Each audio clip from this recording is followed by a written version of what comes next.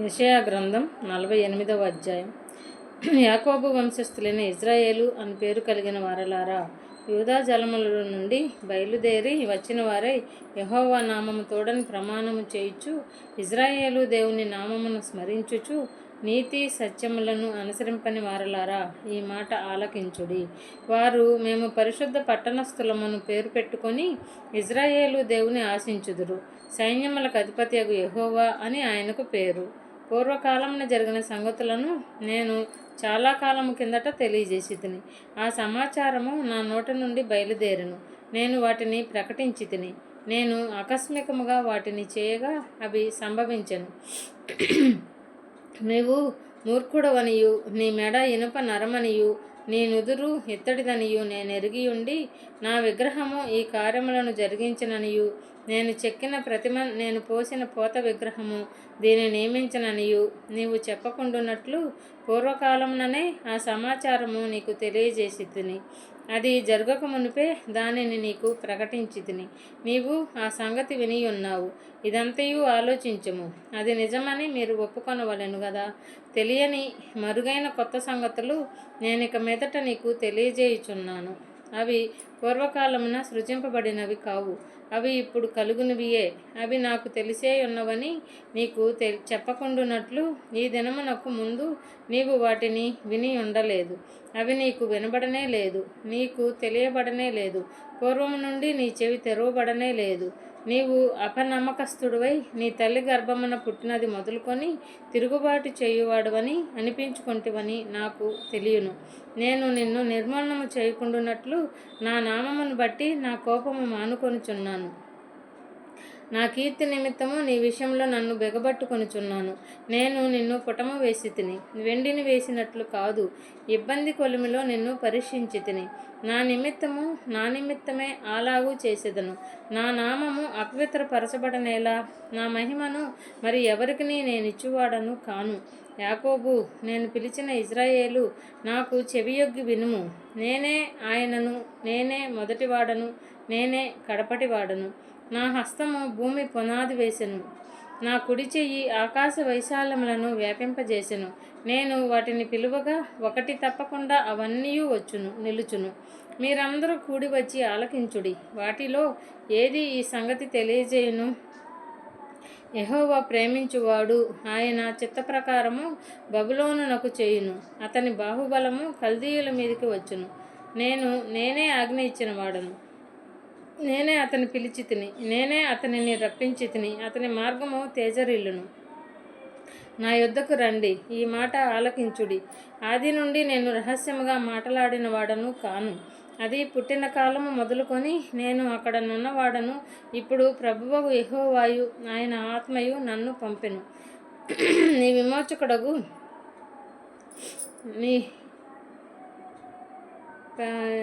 నీ విమోచకుడును ఇజ్రాయేలు పరిశుద్ధ దేవుడును ఆయన యెహోవా ఇలాగూ సెలవిచ్చుచున్నాడు.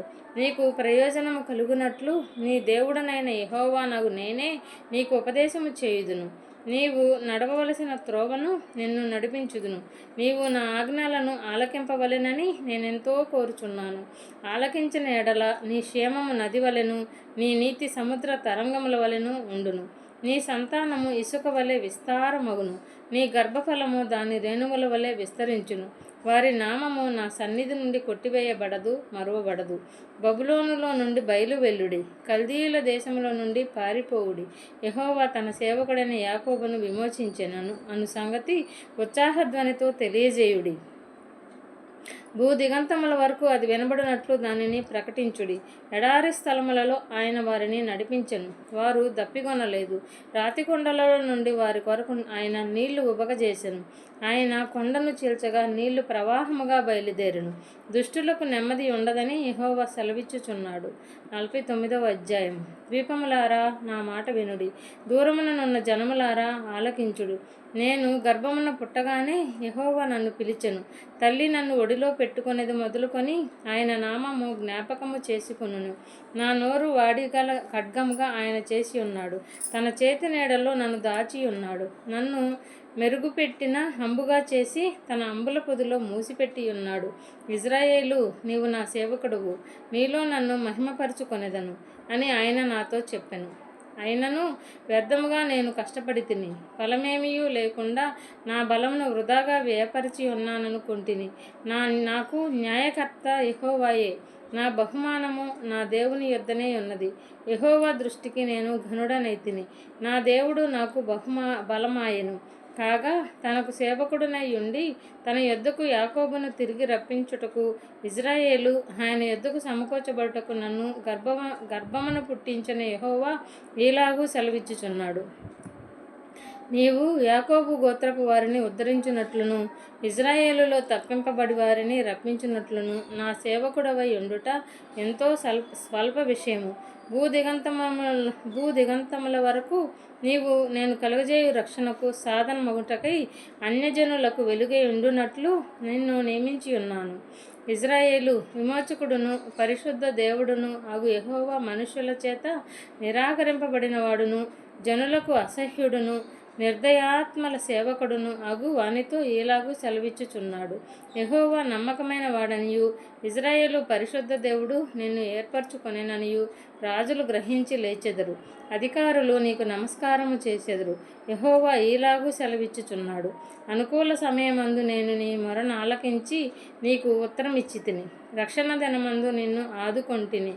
బయలువెల్లుడి అని బంధింపబడిన వారితోనూ బయటికి రండి అని చీకటిలో నున్న వారితోనూ చెప్పుచు దేశమును చక్కపరచి పాడైన స్వాస్థ్యములను పంచిపెట్టుటకై నిన్ను కాపాడి ప్రజలకు నిబంధనగా నియమించితిని. మార్గములలో వారు మేయుదురు. చెట్టు లేని మిట్టలన్నిటి మీద వారికి మేపు కలుగును. వారి యందు కరుణించువాడు వారిని తోడుకొని పోవచ్చు, నీటి బుగ్గల యొద్ద వారిని నడిపించును. కాబట్టి వారికి ఆకలి అయినను దప్పి అయినను కలుగదు, ఎండమావులైనను ఎండ అయినను వారికి తగులదు. నా పర్వతములన్నిటినీ త్రోవగా చేసేదను, నా రాజమార్గములు ఎత్తుగా చేయబడెను. చూడుడి, వీరు దూరము నుండి వచ్చుచున్నారు, వీరు ఉత్తర దిక్కు నుండి పడమటి దిక్కు నుండి వచ్చుచున్నారు, వీరు సీనీయుల దేశం నుండి వచ్చుచున్నారు. శ్రమనొందిన తన జనముల యందు జాలిపడి యెహోవా తన జనములను ఓదార్చి ఉన్నాడు. ఆకాశమా ఉత్సాహధ్వని చేయుము, భూమి సంతోషించుము, పర్వతములారా ఆనందధ్వని చేయుడి. అయితే సీయోను యెహోవా నన్ను విడిచిపెట్టి ఉన్నాడు, ప్రభువు నన్ను మరచి ఉన్నాడని అనుకొనుచున్నది. స్త్రీ తన గర్భమున పుట్టిన బిడ్డను కరుణింపకుండా తన చంటి పిల్లను మరచునా? వారైనా మరచుదురు గాని నేను నిన్ను మరువను. చూడుము, నా ఎర్రచేతుల మీదనే నిన్ను చెక్కి ఉన్నాను. నీ ప్రాకారములు నిత్యము నా ఎదుటనున్నవి. నీ కుమారులు త్వరపడుచున్నారు. నిన్ను నాశనము చేసి నిన్ను పాడు చేసిన వారు నీలో నుండి బయలువెళ్ళుచున్నారు. కనులెత్తి నలుదిశలా చూడుము, వీరందరూ కూడుకొనుచు నీ యొద్దకు వచ్చుచున్నారు. నీవు వీరినందరినీ ఆభరణముగా ధరించుకొందువు. పెండ్లి కుమార్తె వడ్డానము ధరించుకొనున్నట్లు నీవు వారిని అలంకారముగా ధరించుకొందువు. నా జీవము తోడని ప్రమాణము చేయుచున్నానని యెహోవా సెలవిచ్చుచున్నాడు.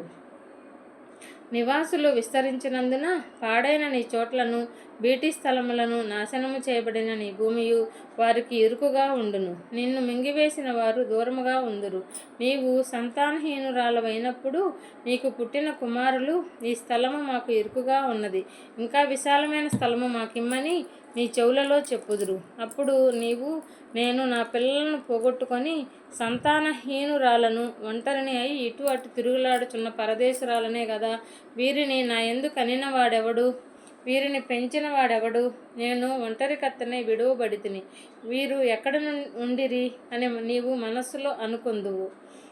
ప్రభువు యెహోవా ఇలాగూ సెలవిచ్చుచున్నాడు. నేను జనముల తట్టు నా చెయ్యి ఎత్తుచున్నాను, జనముల తట్టు నా ధ్వజము ఎత్తుచున్నాను. వారు నీ కుమారులను రొమ్మున నుంచుకొని వచ్చెదరు, నీ కుమార్తెలు వారి భుజముల మీద మోయబడెదరు.